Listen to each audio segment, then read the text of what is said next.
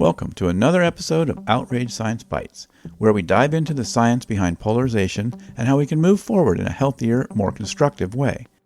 Today, we're talking about a skill that's vital to reducing the toxic polarization we see in our society: active listening.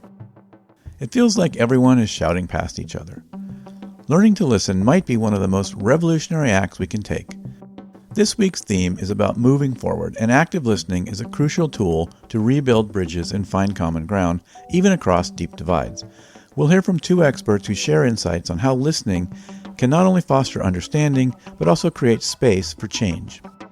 Let's begin with Peter Coleman, a social psychologist who has spent years studying conflict and peace. In this clip, Coleman talks about reaching out to those with opposing views and how being intentional and prepared can make all the difference. He shares a personal story about reaching out to a neighbor with starkly different political beliefs. Let's listen to how this approach led to a surprising moment of self-reflection from his neighbor. One of the things that we encourage you to do is to, if you're alienated from somebody in your family or community that you used to have a relationship with but no longer do because of politics, that you consider reaching out to them. But if you do it, that you do it carefully, right? And so, like, one of the things I recommend people do, which is what I did, is you sit down beforehand and say, well, what am I doing this for? Like, what do I hope will happen, right? So there's got to be some kind of intentional sort of reset. It's not that you're just going to bump into them and jump into politics because you know where that's going to go. So if you really want to sort of understand or learn about them, learn about why they believe what they believe, then you have to kind of prepare for that.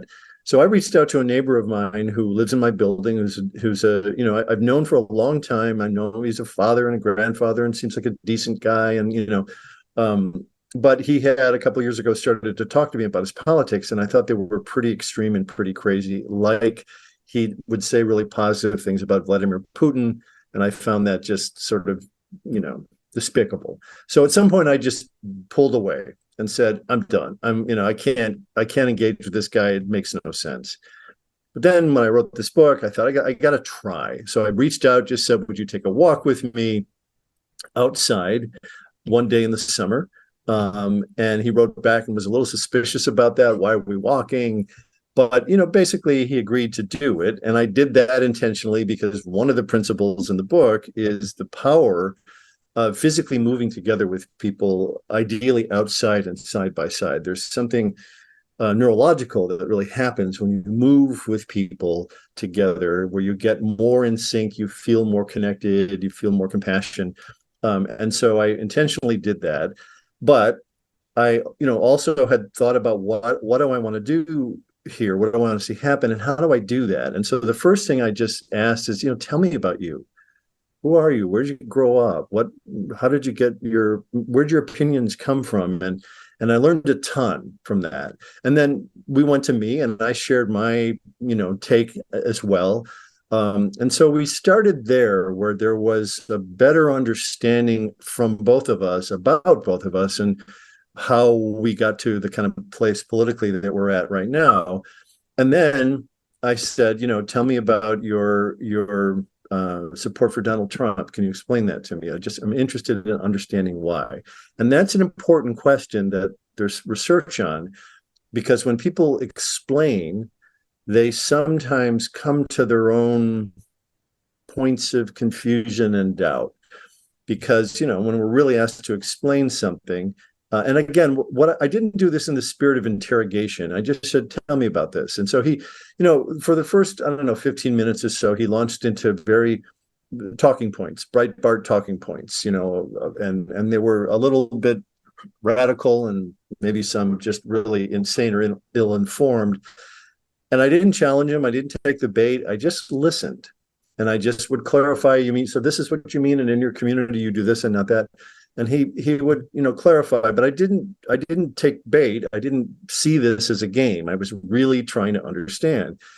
And so we continued to walk and he continued to talk. And at some point, what did happen with him, which is what the science would suggest, is that because I wasn't attacking and he wasn't counterattacking, we weren't in this kind of predictable dynamic, he did start to say, all right, well, so should this, guy run for office again? Probably not. And did he make missteps doing this and this and this? Absolutely. Those were mistakes. And, so he started to explore his own doubts, ambiguities, uncertainties about his side, his position, which was really interesting, right? And it wasn't something I did to him. It was something he came to himself because I allowed him to have his conversation, right? And so that's one of the things I would recommend is, if you have a relationship with somebody that has gotten bad and you want to try to understand, be intentional about it, start with some kind of catching up about their human experiences, their kids, their family, their health, those things, those life things that connect you in a different way. Don't start with politics, because that can just, we know that's very predictable and antagonistic usually. But then again, if your intention is to understand, allow them to have their conversation, allow them to talk, and ask them to explain it to you, and see if enough time goes by, especially if you're walking, where they start to identify their own inconsistencies, right? Those things are very powerful. We all have them, but we don't really talk about them. And if we're either talking to our own group where you don't dare talk about your, inconsistencies, or if you're debating, you don't get into that. So you want to create a space where people can start to say, yeah, the truth is, I don't know. I'm not sure about this. That's what I would recommend, a process like that allows you to have these explorations where we can all learn.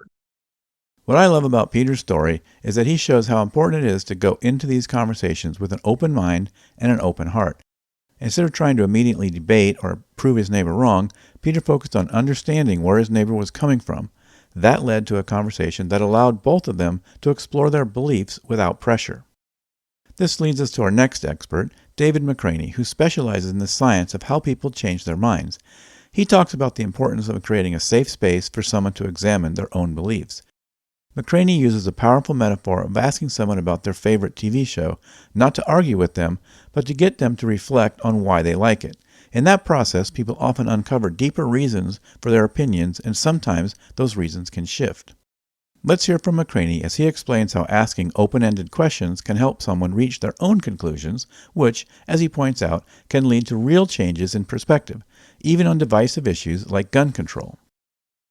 And this is a nice neutral topic to demonstrate what I'm trying to proselytize, which is, let's say I liked The Last of Us a lot, and you said, it was okay, I gave it a 7. And then I was just like, well, let me try to convince you.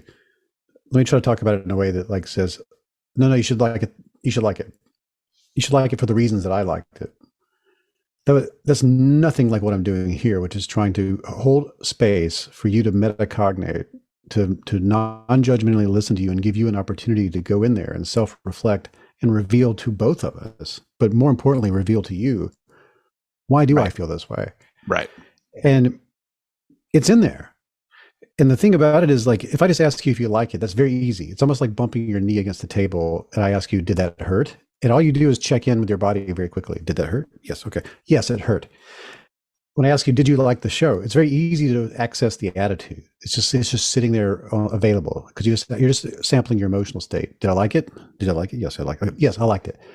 When I say, where would you put it on a scale from 1 to 10? Now we're entering into a more metacognitive frame because you're having to, what I'm actually doing very subtly and without saying it out loud is, could you please produce some explanations, rationalizations, and justifications for your emotional state? And everyone in that place will look up to the left or right and go, wow. And you even said so. You're like, well, that's tough. Because that's what's happening. It's a completely different way of approaching the issue. And my job then going forward is to just be there for it and hold the space. And the little bit of motivational interviewing in there where I ask, why not higher? Why not lower? That really helps you dig in. And in a full range conversation where you go through all the steps, you'll eventually get to what method are you using to judge the quality of those reasons. But the important thing is that you're starting to discover, well, this is why I feel this way. This is what's driving me.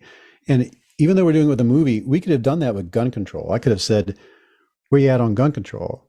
And just to keep it from a person from going to 1 or 10, you can say a 1 means once a week, everybody in America gets an assault rifle in the mail, no matter what your criminal record is. And a 10 would be if you say the word gun and a police officer hears it, you get a federal prison for 10 years. Where would you put yourself on that scale? It's very easy for a person, given those parameters, to produce a number or a percentage, and then we can get in there. We can say, well, how come? Why does that number feel right to you? And why not higher? Why not lower? And what will happen is the same thing. They will, for the first time, perhaps realize, oh, this is motivated by something. And I've seen this, I've seen hundreds of these cases doing, whether it's with street epistemology or deep canvassing or another thing, where a almost magical thing takes place where a person is given the gift of discovering why they feel the way they feel. And you almost can't do that without changing your mind a little bit. It gives you power over your attitudes, and it changes you. It gets you completely out of the, I need to fight you to be right and wrong, because you start realizing it's much more complicated than that. And that's a good example of what we're going for here. McCraney's approach really drives home the point that active listening isn't about trying to win an argument or force someone to change their mind. It's about creating a space where people feel safe enough to think deeply about their own views. By asking the right questions and listening, truly listening, we help others peel back the layers of their beliefs, and sometimes they may surprise themselves. Both of these experts remind us that listening is more than just hearing words. It's about understanding the full context of where someone is coming from and giving them the opportunity to explore their thoughts without judgment. This takes patience, empathy, and most importantly, humility. In a polarized world, we often feel the need to defend our positions at all costs. But perhaps the greatest strength lies in being able to listen with an open mind. It's not easy, but it's possible and necessary. As we wrap up today's episode, remember that active listening isn't just a skill for personal growth. It's essential for breaking down walls and finding common ground in even the most contentious conversations. We have the power to change the tone of our interactions, one conversation at a time. It comes back to that old saying, if you want to make peace, you don't talk to your friends, you talk to your enemies. Thank you for tuning in to Outrage Science Bites. If you enjoyed today's episode, you may want to check out the long-form Outrage Overload podcast. Visit outrageoverload.net for past episodes, links, and contact information. Stay tuned as we explore technology and civility and how AI could help or hinder future discourse.